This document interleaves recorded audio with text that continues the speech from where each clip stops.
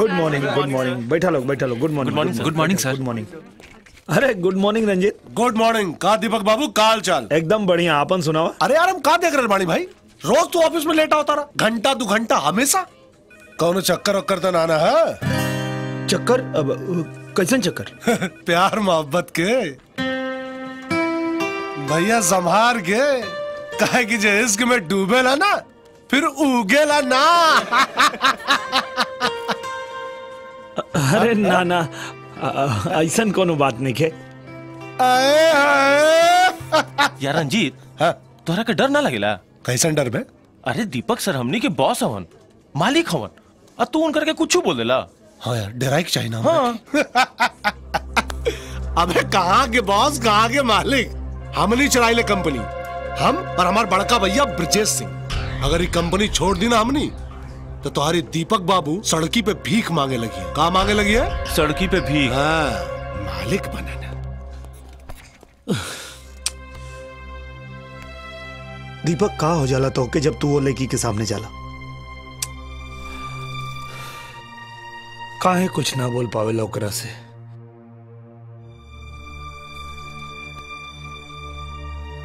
अब चाहे जाऊन कुछ भी हो जाए,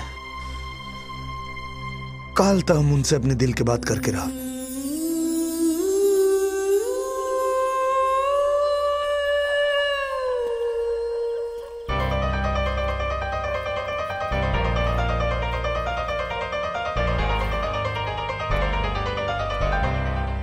एगो बात कही? हाँ बोलो ना। तोहार आंख बहुत सुंदर बा, जहां भी देखे लो एगो रिश्ता कायम हो जाला।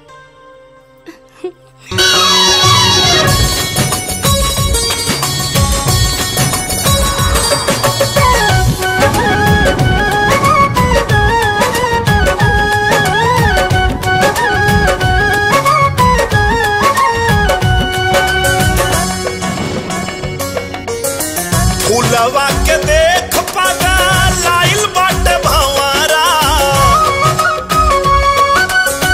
दिलवा उफान मारे मोरवा में तोहरा।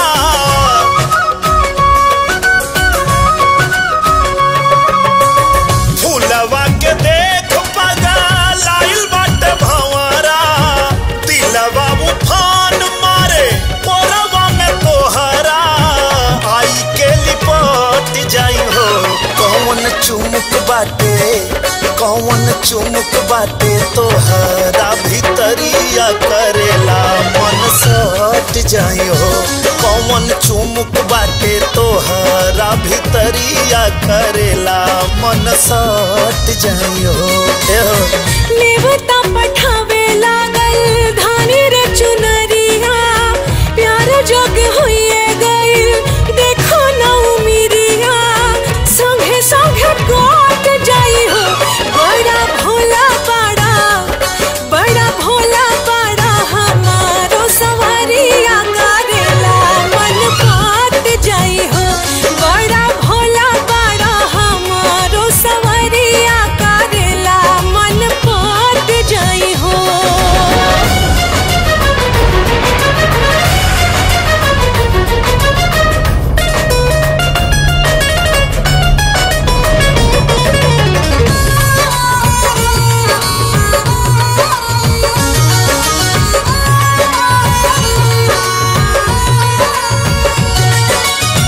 कली कचनार देखी कुहू के करे जा, जना करार लिहलू आवा दिल ले जा।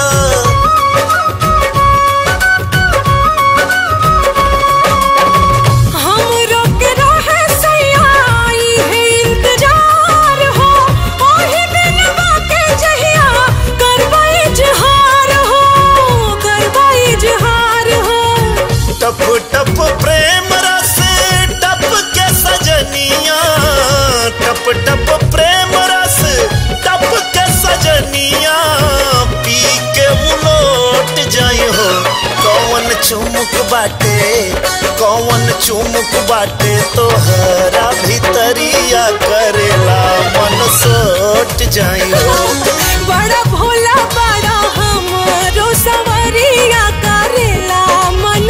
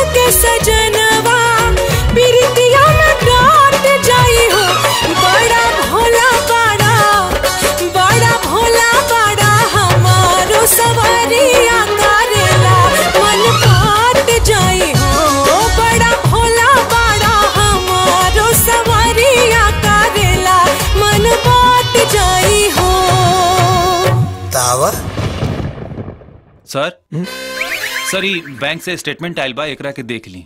अच्छा ठीक है।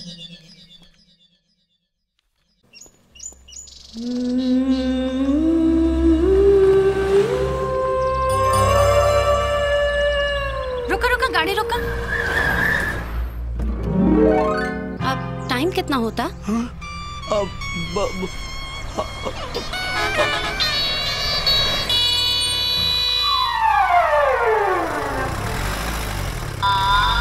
चलो ये बस का पीछा करा।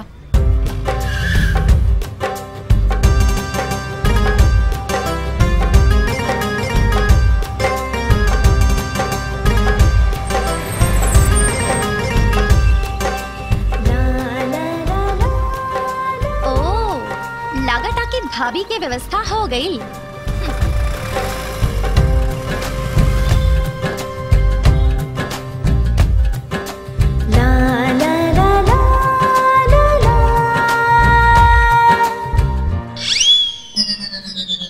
ये लड़का कौन है?